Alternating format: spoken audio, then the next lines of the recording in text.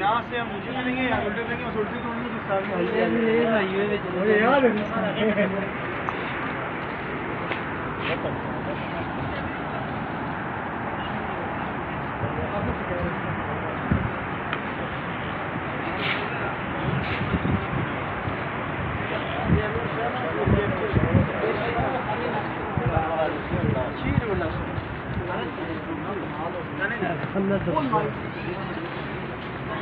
Ya, aber dann hört ihr,